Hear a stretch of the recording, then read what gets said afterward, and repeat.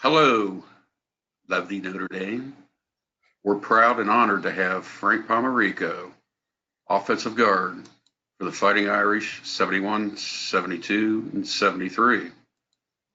He won a part of the title national championship team in 73.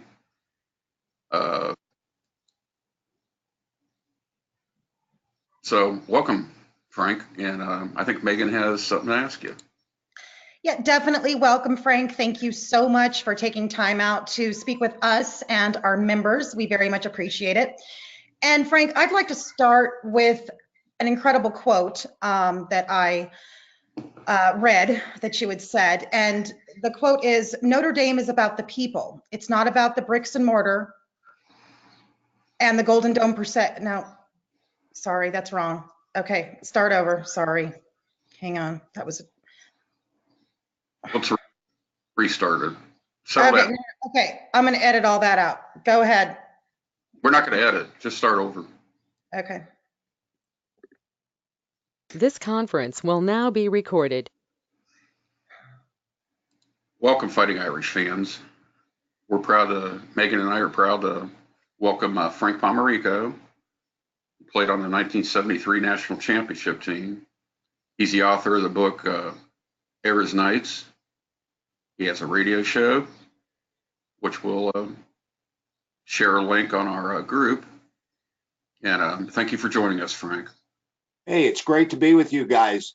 It's a lot of fun to talk about those old days 45 years ago. A lot of people refer to them as the golden years of Notre Dame football. I like to think of it that way as well. And Frank, you actually referred to Notre Dame as Camelot and Era Parsegian as King Arthur, which I thought was a really interesting analogy. Kind of talk to us about that. Well, to me, Notre Dame was really like a perfect place. I always used to have to pinch myself to realize that I was there. I never thought that I would get there, and I had such a drive and a desire to be at Notre Dame, to play for Era Parsegian, that when I finally got there, it was hard to believe that I was there. And when you get there, it goes so fast. But the thing I referred to Era as King Arthur is there's a comparison. Arthur was somebody that was a ruler, but he ruled by what was right instead of because he had a lot of might. And Era was the same way. I think Era used to always try to appeal to people's logic as the right thing to do, as opposed to saying, you're going to do it my way or you're going to hit the road. Now, Era wasn't like that. He was the ultimate teacher. And he was somebody that worked so hard and you were really part of his family. And I always felt, to me, that was the reason why he had such a following and loyalty from his players. They loved being around him. I often thought about when you are trying to hold water in your hands and it slowly drips out. That's what it was like when you were spending time around Era Parsegian. The water kept slipping out and you wanted to spend more and more time with him because he oozed all kinds of great things, character, integrity. I mean, he was somebody you wanted to be like, and you couldn't get enough time around him. So it was a Camelot experience, really. It was a lot of fun. And you referred to Tom Clements as Sir Lancelot?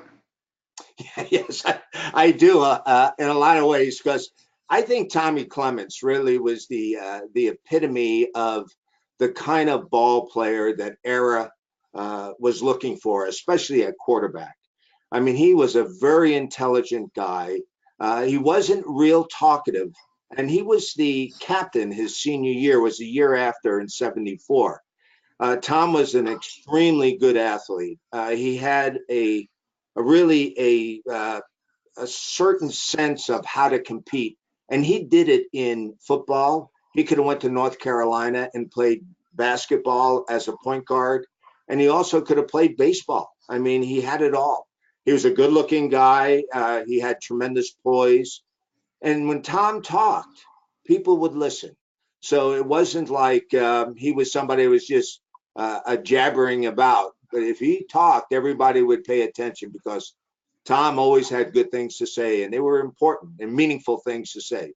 So he was somebody that Era would teach what he wanted on the field. And I think of all the players that played for Era, he might not have had the best running ability. He might not have been the best passer, but he could be the best general for Era. I think he could articulate what Era wanted on the field better than all the other quarterbacks that Era had. Now, I don't know if that's by a lot, but to me, he had a tremendous touch on what Era wanted to do. Awesome. Frank, tell us about what it was like to be recruited by Notre Dame. What was that experience like? And what really stood out to you as really influencing your decision to commit to Notre Dame? You know, they didn't have much trouble recruiting me because there was 41 scholarships given that year, and I was number 41. I mean, I was very hungry to go to Notre Dame. When I was about 13 years old, my mother called me into the house and says, Frankie, Daddy's home. And I came in. My dad was a New York City policeman, and he worked in narcotics. He was a lieutenant. And at that time, Notre Dame was playing against Michigan State in the famous 10-10 tie. And my father says, hey, I want you to watch this game with me. He says, Notre Dame is playing against Michigan State. And then he said, I have a wager with Big Jim Williams at the office. I says, oh, okay. So my dad was always talking about Era and how composed he was walking up and down and how tense he was in regards to how he was into the game the whole time. So my thought was, if my dad thinks this place is so great and this coach is so good, maybe I should think about and try to focus in getting to go to the school there. And that became an easy goal to develop, not an easy goal to attain, but an easy one to develop, because there was a guy at my high school and grade school. His name was Larry DiNardo. And Larry went to Notre Dame 3 years before me, and we both went to St. Francis Prep, which is near the Williamsburg Bridge in Brooklyn. And Larry was the valedictorian of our high school. So he went to Notre Dame, and he came back and he used to tell us all these stories about this coach, Era Parseghian. And of course, his younger brother, Jerry, and I were classmates at St. Francis Prep. And we used to sit there like two little puppy dogs, just eating up everything Larry would say. And we would walk like Larry. We would kind of try to play like Larry in high school. And, you know, everything that Larry did was good. And he was a gentleman. He was a top student. He was a ferocious competitor. And he was a leader in every sense of the word. I think his senior year, he was hurt for a large part of the year. He hurt his knee. But he also was I think the second runner-up for the Outland Trophy that year, which is pretty impressive, especially if you only played about 4 games. And that's what the case was with Larry. So we were kind of setting our sights on Notre Dame if that was possible. I was a little bit bigger than Jerry. So by the time I was a senior, I was 235 pounds. I was 6'1". Jerry was probably 200 pounds and about 5'11". But he goes to your prep school and then comes to Notre Dame a year after, when I'm a sophomore and he's a freshman then. So we were staggered 1 year. But in 72 and 73, we were the guards at Notre Dame. And it was a storybook time for us, that's for sure. Awesome. Now, you actually got Larry's number 56, after he graduated. Is that correct? Yeah, that's true. I remember one of the biggest moments of my life at Notre Dame was my sophomore year, when a freshman couldn't play in those days. And I think that's a good thing, actually. And the reason why I say that is because the individual needs a year to grow physically and to get used to playing against bigger guys and faster guys and older guys. And the other thing, academically, it's a stress to come to Notre Dame and try to compete with people that are valedictorians in their class. So it's a big thing. And then socially is another thing that, you have to get your feet on the ground. Now, I went to all boys high school. So for me, going to Notre Dame was all boys at the time. But there were girls around from St. Mary's, and there were girls from IUSB and Holy Cross. So we'd see girls at parties and stuff. But it was a good experience to have that year as a buffer before you were thought about playing. Now, my sophomore year, at the end of my freshman year in spring ball, I was the starting left guard. And I tell you, I was really driven to be the starting left guard. Everything I did in my life was geared to being the starting left guard at Notre Dame. I mean, every meal I ate, every mile I ran, every deadlift and squat and bench press I did was all geared to getting as big and as strong as I possibly could. My goal was to be the starting left guard for Ara Parseghian. And I felt if that was something that could happen, that was great. But what I wanted to do is take the decision out of the coach's hands. I wanted to be so impressive that they had no choice but to start me. And that's what happened, because the older guys probably didn't lift as much as I did. They weren't as big and as strong as I was. They had nagging injuries from 3 years of playing at Notre Dame. And they moved some people around, and they made me the starting left guard. I was so excited. I couldn't believe it. Again, pinching myself, thinking that I'm going to be the starting left guard. And the week before the game, Ara would give a talk to us, and he'd go over everybody that you were going to play against. And in my situation, I was playing against their best defensive tackle. His name was Jim Anderson. And he says, Pomarico, you're going to be playing against Anderson. He's their best defensive tackle.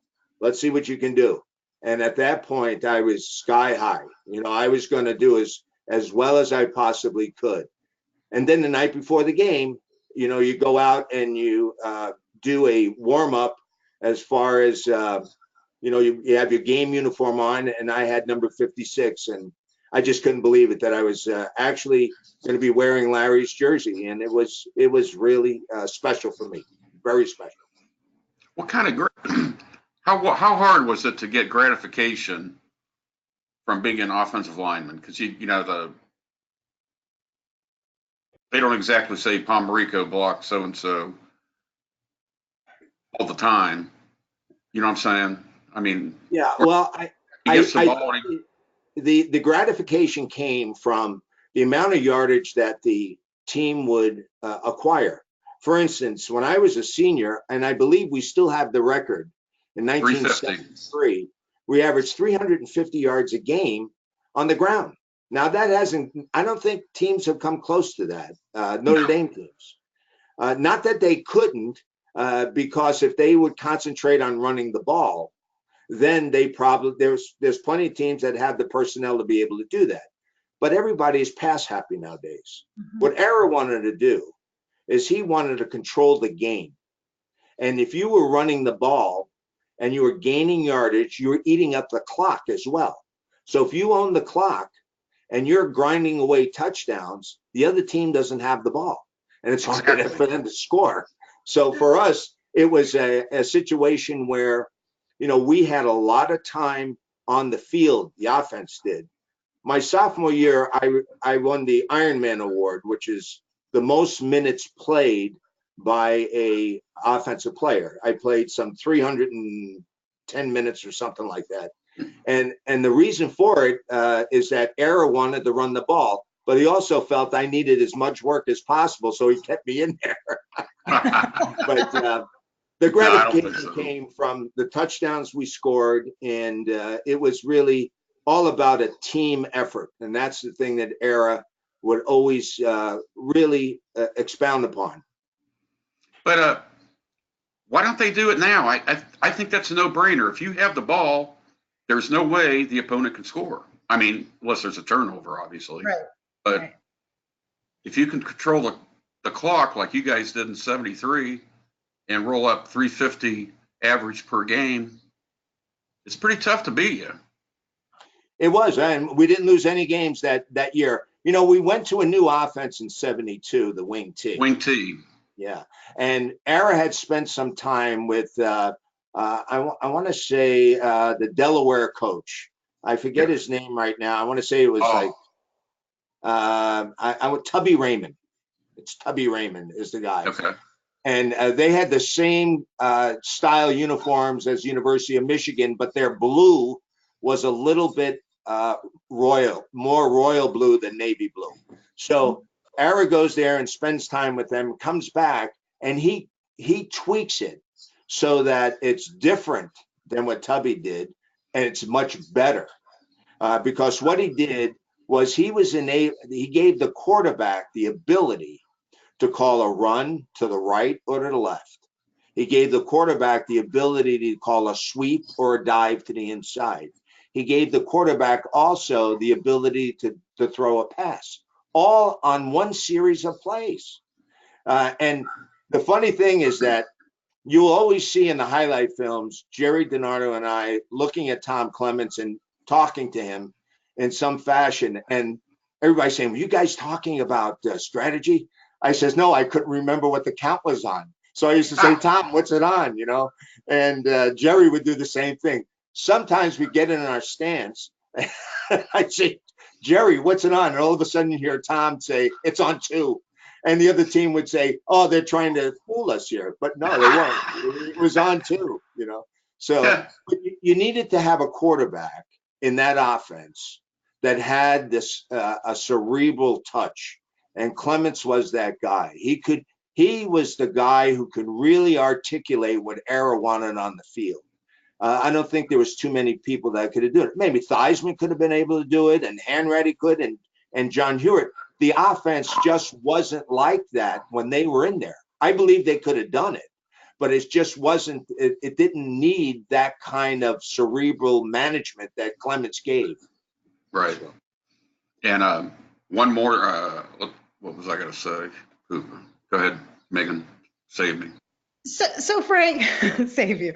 So Frank, tell us about some of your most memorable victories and agonizing defeats at Notre Well, Dame. that's a good question. I was thinking about that. You know, I think there are really 4 that were very positive for me. And the first one, of course, was the Northwestern game my sophomore year. That's the first game I was starting at left guard.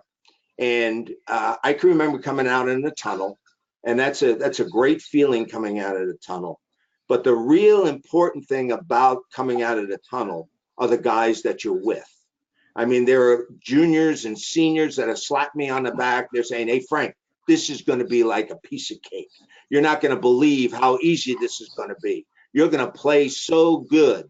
And the first game I played against that fella, Jim Anderson, and he was good, but we won the game 60-6. I mean, we just rolled over them. And it was a great game to break in as my first game. So I'll never forget that. But as I'm standing in the tunnel, and I never shied away from this, I always knew where my parents were sitting. And I was so excited to see them and wave to them and tell them, hey, I'm here. I made it. I can't believe it, but I'm here. And you're here too. And we're having a great time enjoying all this. Well, it was really a journey that you had to embrace every part of the journey.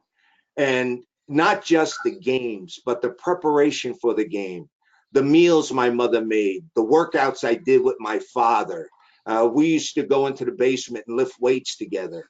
And we used to talk about our dreams about playing at Notre Dame. You think it's possible? You think that guy in Southern California is going to lift as much as you're going to lift? And then, of course, I get down and try to do more weights than I did the time before. So I was totally immersed into this. And it was a good thing. I mean, it was, you know, playing for Ara Parseghian was a real pure experience. It was something that was really wholesome and good. And he wanted guys that were hungry to play. I mean, you could talk to Tom Gatewood, and he was a very exceptional athlete coming out of high school. And he was promised to start as a sophomore by Ohio State, Michigan, Penn State. And I don't know if he mentioned this stuff when he talked to you, but he also told me when I interviewed him for the book, he says the thing that impressed me about Era is that he didn't promise me that I was going to start as a sophomore. What he told me was, you'll have an opportunity to earn a position. And he says, I like that challenge. And me, I was scraping and pitching and biting for that opportunity. That's what I wanted. If you tell me you're going to give me an opportunity to play at Notre Dame, get out of my way, because I'm going to do everything I possibly can to get there. So it was a dream, and it turned into a goal, and then it turned into reality. So the journey was great, but getting there was really, really special, especially for Era Parseghian. I mean, Notre Dame is a great place. There's good students there. I made some great friends, but the idea of being around Era Parseghian for 4 years, again, it's like holding the water in your hands and it's dripping through. There was such great information about life that was coming out of this man that you wanted a recorder. There was a time every Thursday and Friday, Era used to give us a motivational talk after practice. And I remember I used to stand next to my roommate, Dan Moore, and he was on the team as well. As a matter of fact, he helped us win the Sugar Bowl. I'll get to that later. But the thing that was interesting about it is he'd start talking about life, not talking about football, but how football will prepare us to do some of these things as we go on in life. And at the end of it, I'd look at Dan, I said, can you believe what just came out of his mouth? That was awesome. I wish I had a tape recorder. I mean, the gems of information that was coming out of him, you'd sit there like a little puppy dog trying to gobble it all up. And it was really special. The next game that was important to me was the opening game of my junior year. And the reason why it was so important is because that's when Jerry Donato and I were the two guards at Notre Dame. I mean, we had every nun in A Lady of Grace cheering for us around the TV.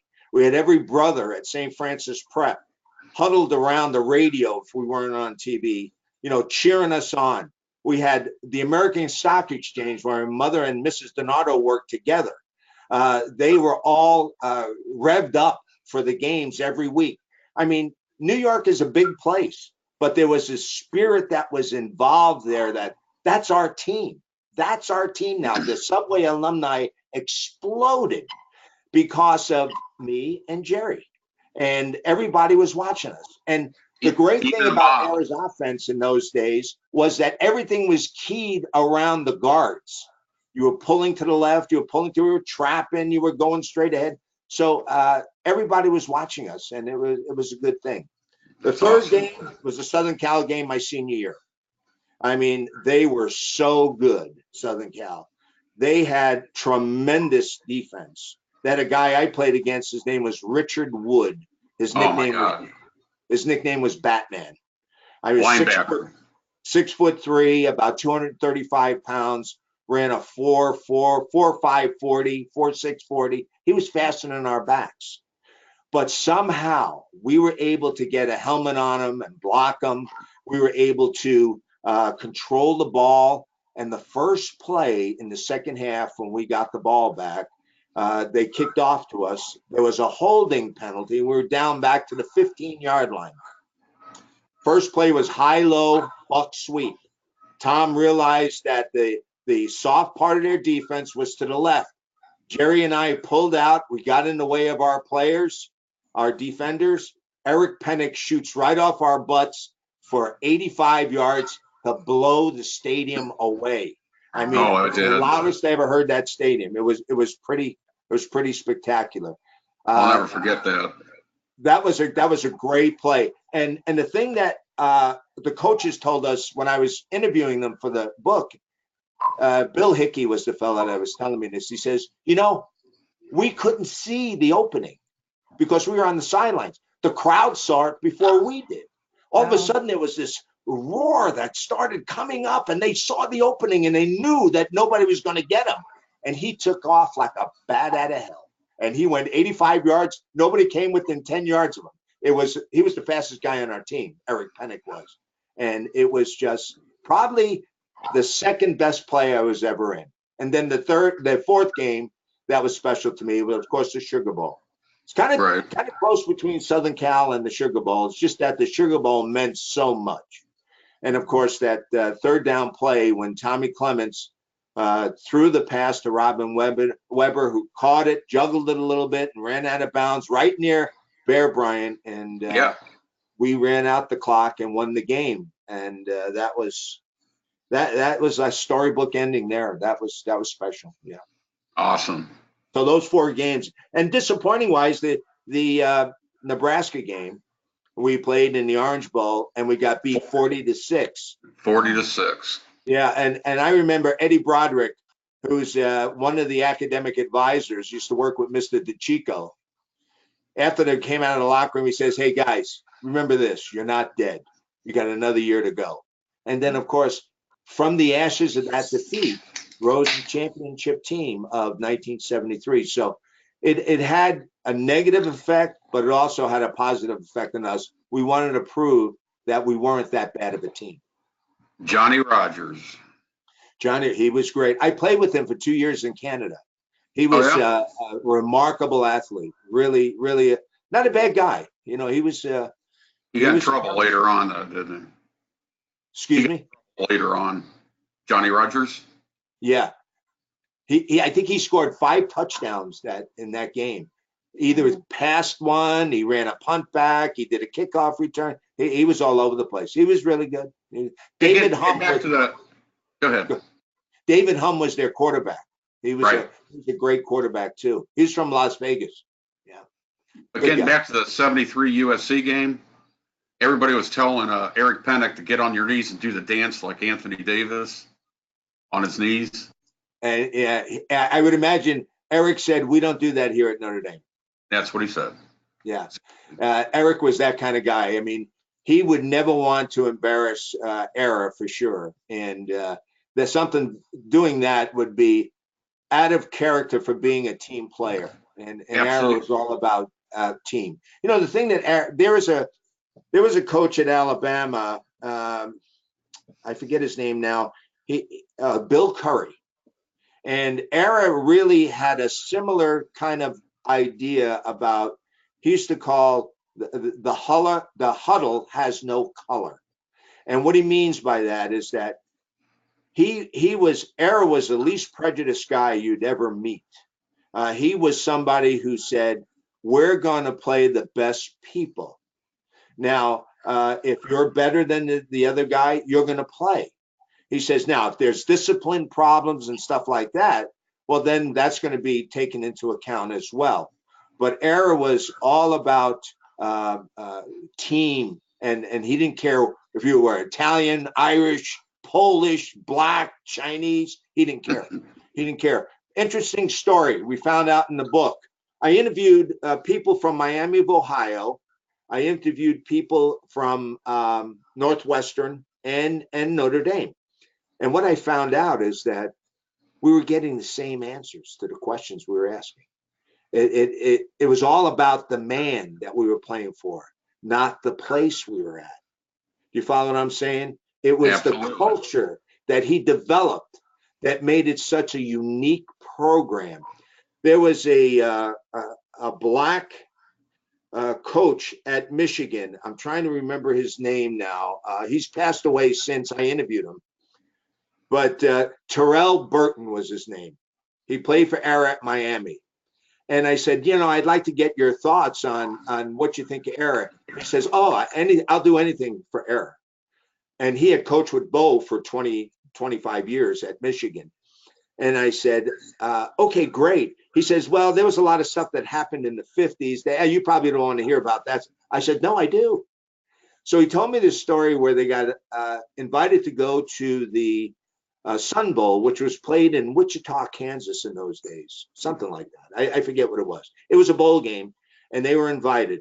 And they went to, the coaches and the AD went to a preliminary meeting about the bowl. And they said, well, your team can stay at this hotel, but those black players, they can't eat with the, and Era said, what are you talking about? Era says, we're not coming if you're going to do that. and the AD backed him. So Terrell Burton never forgot that. And he told me that. He says, I had the utmost respect for Era after he did that. I mean, you turned down a lot of money for going to a bowl game. I don't know if they would allow you to do that nowadays, but I'm sure people wouldn't say stupid things like that anymore. Jesus. That's a years gone by kind of thing. I don't think you see that as at all anymore. So No. But So, anyway. Frank, kind of, piggybacking off of what you just said, there's an interesting quote that I read that you had spoken, and it basically says that Notre Dame is about the people. It's not about the bricks and the mortar and the Golden Dome per se. Notre Dame was a special place to me because of Era, because of your academic advisor, not because of the Golden Dome. That's not what makes it great. Do you still adhere to that perspective today? Yeah, I do. And I think the reason why I say that is because, one time somebody asked me, what do you think about the tradition at Notre Dame? Does that help you? I says, no, it doesn't help me because none of those guys are making any blocks for me. None of those guys are doing any papers for me in school.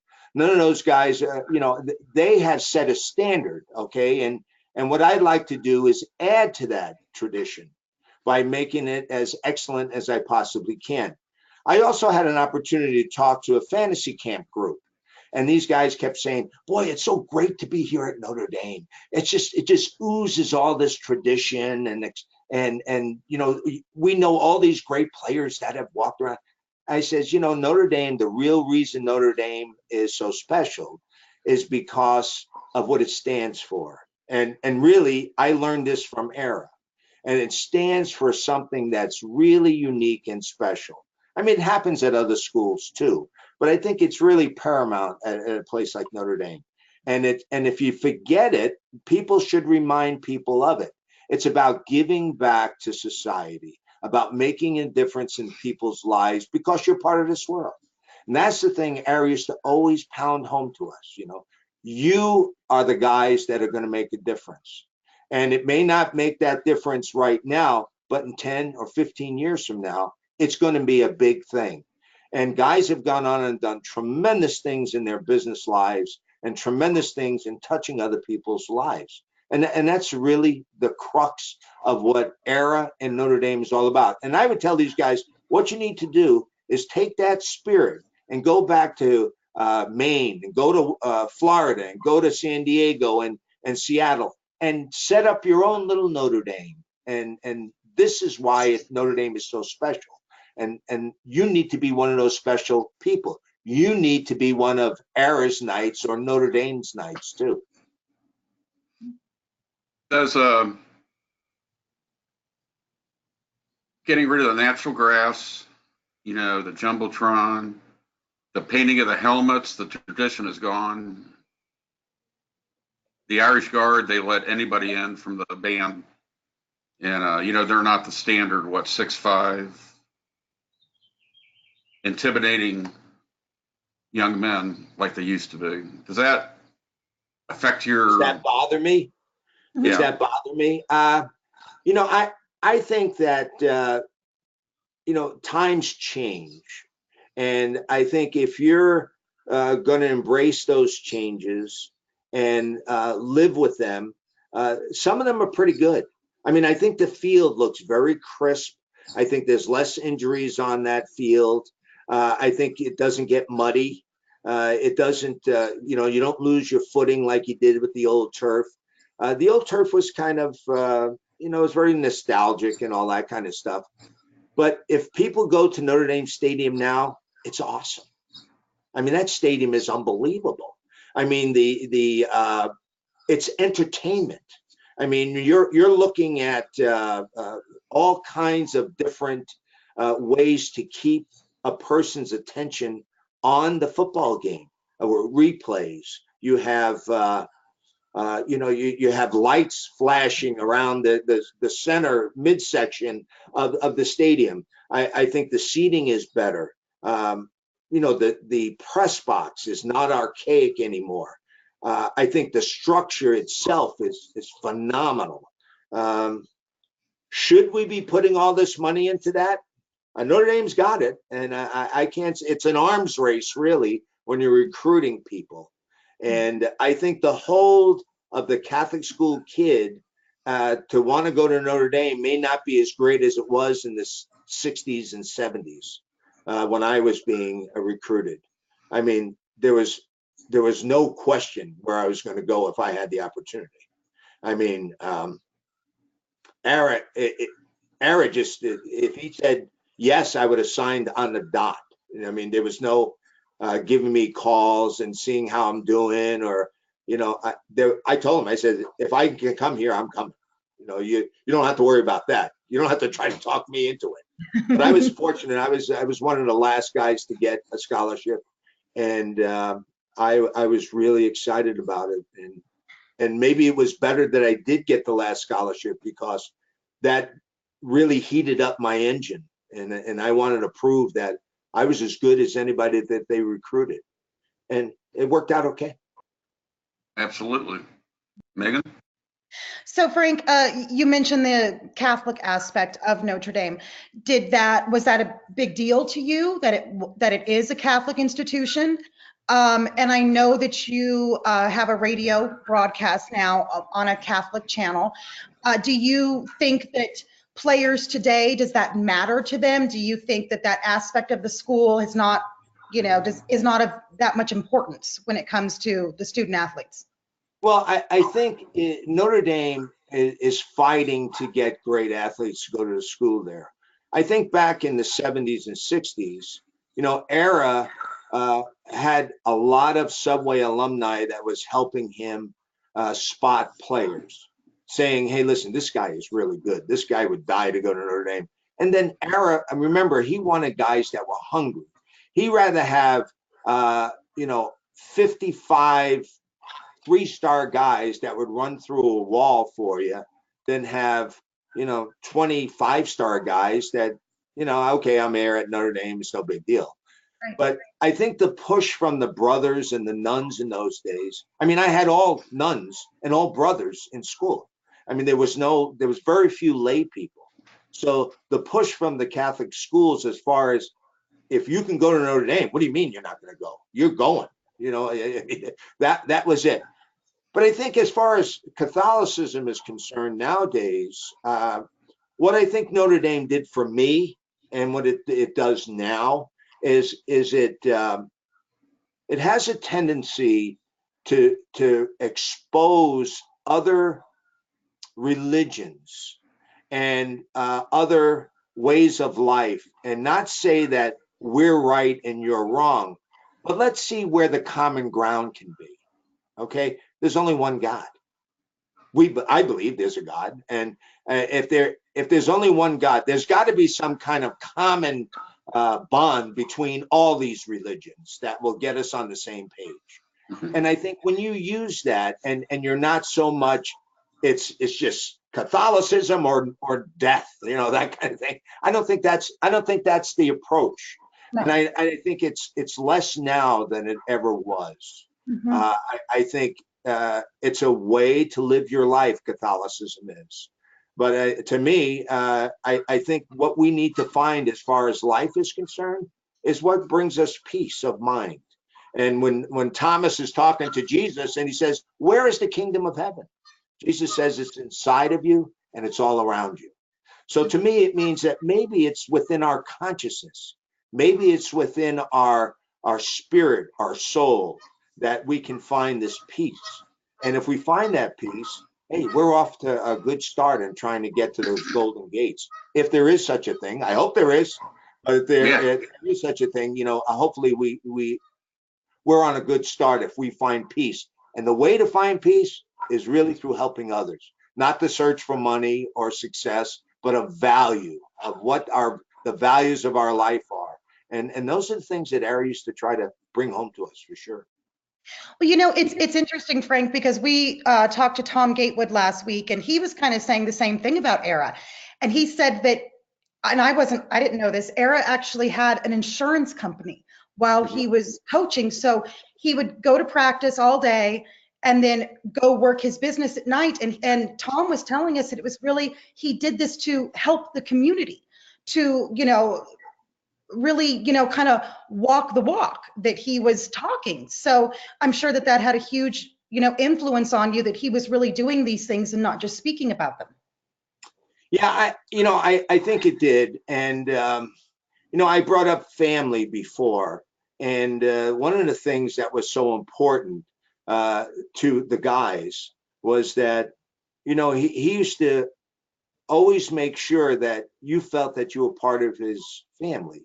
And if you got in trouble, he was going to be there to help you. Now, he might scold you too for what you did wrong, but he was going to go to bat for you if you got in trouble. And there are some guys that did get in trouble. I remember there was 4 guys that got in trouble, 4 or 5 guys that got in trouble, and in '74, before the '74 season.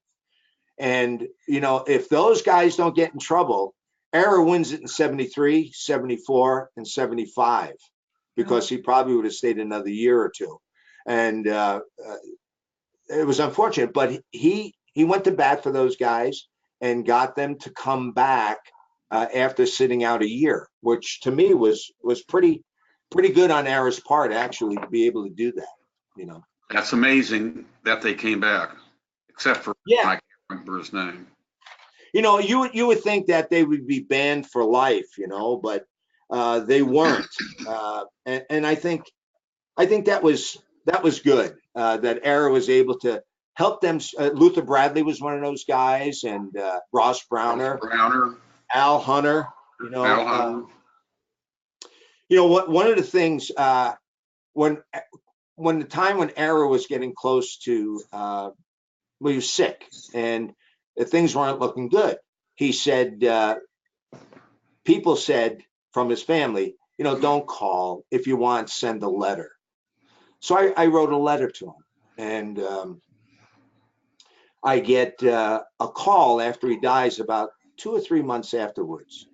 And the guy says, I forget the fella's name, but he was from ESPN. I says, yeah, what can I do for you? He says, hey, we're doing a special on Era Parseghian. I said, really? He says, I said, that's great. He says, now we're going to talk about the letters that were sent to him before he died. And he says, we'd like to use your letter. I says, really? I said, okay. I says, I don't even remember what I wrote in it. He said, well, I got it right here. I'll read it to you. So he read it, and I said, I wrote that? That's pretty good. But I just want to read the last part of it, and I said, I talk about the Apostle Thomas asking Jesus, where is the kingdom of heaven? And Jesus says, it's inside of you and all around you. When we find our peace in our life, that our life's work has been making a difference, we know that God is happy. Coach, from all the Knights that played for you at Miami of Ohio, Northwestern, and Notre Dame, thank you for having us in your family. You have made our lives richer than all the gold on earth. Peace be with you. Love, Frank Pomarico, one of your Ara's Knights. So to me, Awesome. that's really how I love to sum it up, that we were part of his family. And we were kind of in awe of this guy. Now, maybe not all the guys were, but I certainly was. And he had a tremendous influence in my life as far as trying to do the best I could at anything I did, and making a difference in other people's lives. That was the things that was so important to me, for sure. He's a good man. My mom loved him. Yeah, my mother thought he was like a movie star. He said, this guy is so good looking. I got married at the 45 years ago, just a couple of days ago, I got married at the Basilica at Notre Dame. And at that time, it was Sacred Heart Church. It wasn't a basilica, which didn't make any difference to me, but I lived in Soren Hall. So I got up, put on my tuxedo, and walked 90 feet to get married, which was kind of neat. And then after the ceremony, Ara was there with his wife, Katie, and we had a chance to say hi to him. And my mother and father were just beaming to be able to spend some time talking to Ara and his wife. He was really a special guy. And and really the reason why Notre Dame was so special for me. You know, it is a great campus, and it is a hallowed place where magic happens. But for me, the reason why it was so special were people like Mike DeChico, who's the academic advisor, who earned every penny of his pay by getting me through school. And people like Father Hesburgh. I had some great professors at Notre Dame, which really opened my eyes to what's really important in life. And the idea of making money was important, but not to make a killing all the time. And that as long as you're building relationships that you can use for a lifetime, that is a really important thing.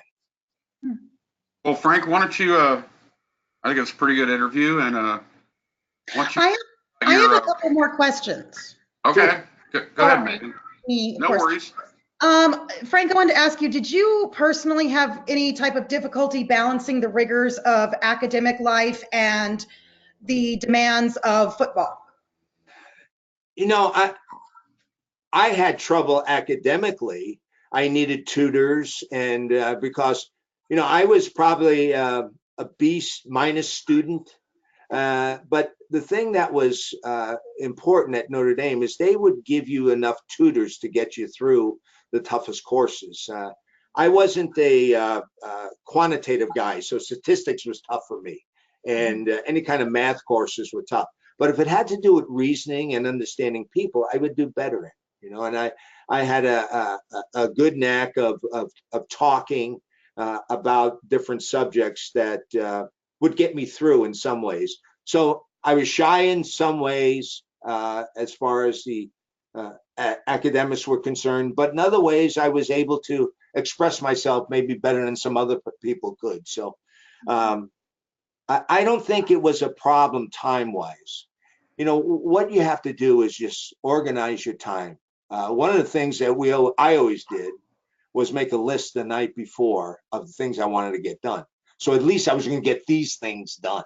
If you don't have that list, nothing gets done. I'm going to do this day, I'm going to do that. Hey, wait a second, you didn't do anything. So I always wanted to make sure that I had a list that maybe at the beginning of the week that I wanted to get done, and then at the end of the day, the next day I had to get these things done. You got to remember too, in those days. Now, you guys may not know this, but we had maids that made our beds and cleaned our room every day. And not just football players, though, everybody.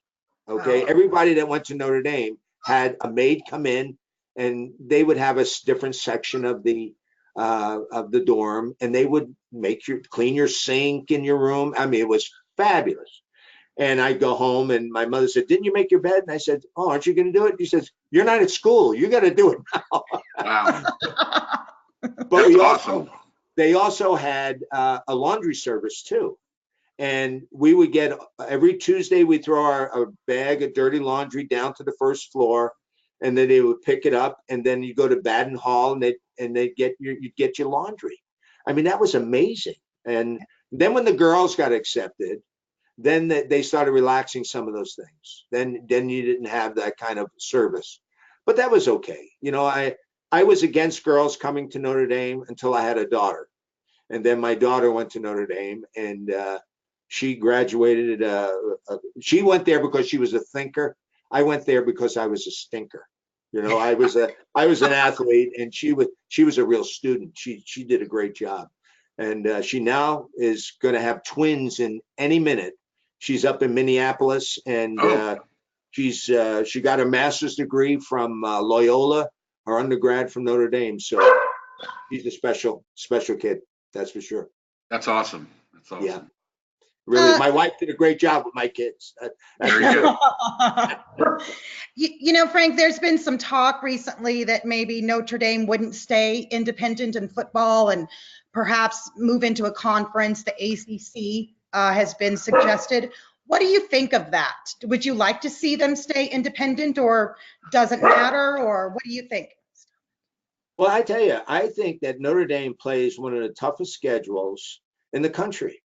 I mean, when you're playing 5 ACC teams because I think they're in the league ACC in almost everything but football, if I'm not mistaken. Right. And I think that they do very well against the ACC, and yet they play Southern Cal and Stanford on the West Coast. They wind up playing somebody like Navy and sometimes Army on the East Coast, which are long-time traditional games.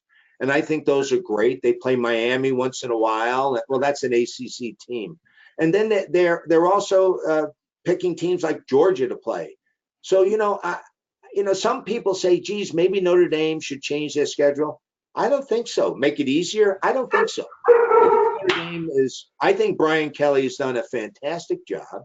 He gets into the championship game or the series twice in 12 years, and every year he's going to a bowl game. If it's not the biggest bowls, it's still a bowl game, and that's important. And I think Notre Dame fans should be happy that Brian is doing as good a job as he is, because I don't think it's very easy to be the coach at Notre Dame. It's definitely not. Frank, my final question to you would be, there has been some legislation proposed, as well as rumors, musings within the NCAA about paying players. What do you think about that? To me, times have changed a lot.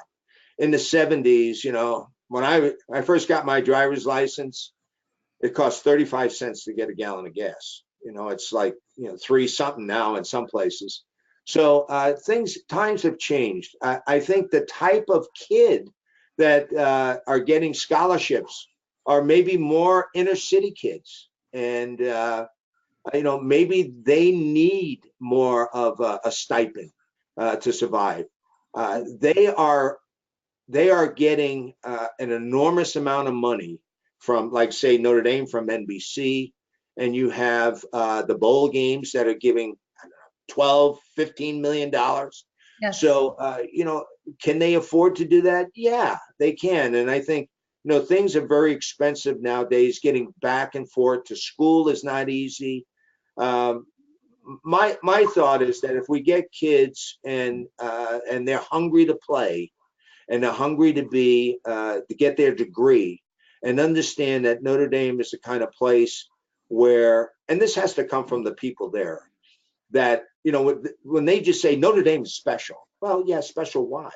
It's special because you want to make a difference in other people's lives, and you want to be a crusader for that. Somebody that stands out in a room because of some of the values you have, not because you have the most money, or not because you're knocking dead business wise. It's because you have values, and those values are very important. And I don't care what color you are, what race you are, what religion you are, because Ara wasn't even Catholic. I mean, he was, I want to say, a Presbyterian or Methodist, I forget. Methodist. Yeah. Mm-hmm. So, it has to do with, are you treating other people the right way? And what is common in our religions as opposed to what's the differences, And I think if, like, for instance, they invited Obama to come and speak. And if you're a big Obama fan, that was great. Now, if you're not, and most Catholics have a tendency to be not because of the abortion issue, and his platform says pro-choice, well, then your tendency is to say, well, you shouldn't have been there. Well, really, it's about opening up your eyes about everything that is out there, and you make a judgment for yourself after that. And that's the important thing. Whether you like, and politics is just getting so heated. But I think it's important to hear both sides. And if you hear both sides, then you can make a rational decision and an educated decision. One of the things Ara used to do every night with the team, well, not with the team, with his coaches, they used to talk about every player every night. I said, come on, how would you talk about every player? He said, we didn't spend a lot of time on each guy, maybe a minute or two, but it had to do with spotting a problem. All of a sudden, a guy, maybe his mother died or his mother's real sick. And one of the coaches might know that and bring that attention to Era. So there may be a reason why a guy was acting a certain way. Maybe he was ticked off at practice all the time, getting into too many fights at practice. Why is he doing that? Well, maybe it's because his father's got cancer, or maybe because his little brother got hit by a car. I don't know. But I mean, it was a way that he could get a feel for the players. And again, as a father would want to know everything that's going on with his children, that's the kind of guy he was. And he always wanted to know what was going on with his children, so to speak. So, Wonder how many coaches do that now.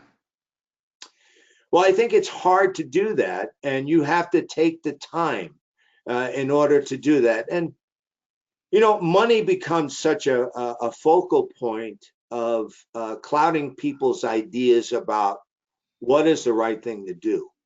One of the great writers, I believe, is Lou Holtz. He wrote a book called Game Plan for a Teenage Life that's fabulous. Every high school kid should read it. Every person should read it because it puts your priorities in order. And he just finished a second one called 3 Rules for Living a Good Life. It's for postgraduates, guys that graduate from college. All great stuff. Whether people like Lou Holtz or not, sometimes he can be a tough character to be around. But for the writing he does and the speaking he does, he's nothing but positive for young kids or for people in general. So I think Notre Dame had to be pretty happy to have him at the helm while he was there, as I think they do with Brian Kelly too. I mean, Brian has come a long way. I didn't like the way he would turn purple at times because guys would not do what he wanted to do, and he'd get so frustrated. But that was all because he wanted to win, and he wanted the kids to do the right things. But I think Brian is a good person, and I think he's going to have a great legacy at Notre Dame. I mean, he has an opportunity to be the most winning coach if he stays much longer, and that's a good thing. I mean, some people say, well, he should never break Rockney's record. I don't know about that. If the opportunities happen and he wins, that's good for Brian. It's good for Notre Dame. It's good for the kids that are playing for him. So it's all good. Yeah. Well, thank you, Frank. And why don't you talk a little about your book and your radio station, and we'll sign off. Okay. Yeah. My book is called Era's Nights. I was interviewed about 8 years ago, and a guy said to me, what was it like playing for Era Parseghian? I said, well, it was kind of like playing for royalty. He was our King Arthur, and we were his knights. He says, you should write a book about that. I says, maybe I will. And 3 years later, the book came out. We had Jerry DiNardo did the introduction, and he did a fabulous job in the introduction. And Regis Philbin did a great job in the foreword. So we were very happy about that. And we interviewed some 50 guys for the book. And it goes through all his years of coaching from Miami all the way through Northwestern and through Notre Dame. Just one snippet of information that most people might not know, but it's in the book, is that people don't know this, but Era and Bo were great friends. I was introduced to Bo once as taking over his account because I sold Nautilus machines, which were exercise machines. And the guy introduced me, says it's Frank Pomarico, who's captain at Notre Dame. Bo looked at me and says, Notre Dame? Why would you bring a Notre Dame guy to deal with us? I said, Coach, I did go to Notre Dame, but I played for Era Parseghian. He says, son, you could stay all you want. He became my biggest customer. And the thing that was interesting about Era and Bo is that Bo coached for Era at Northwestern. And every week when he was at Michigan and Bo was Era's at Notre Dame, they used to send an assistant coach halfway. They used to exchange game films.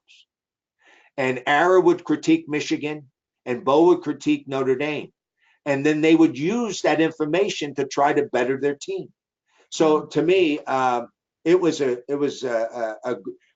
felt at home when I was at Michigan, even though it's such a fierce rivalry.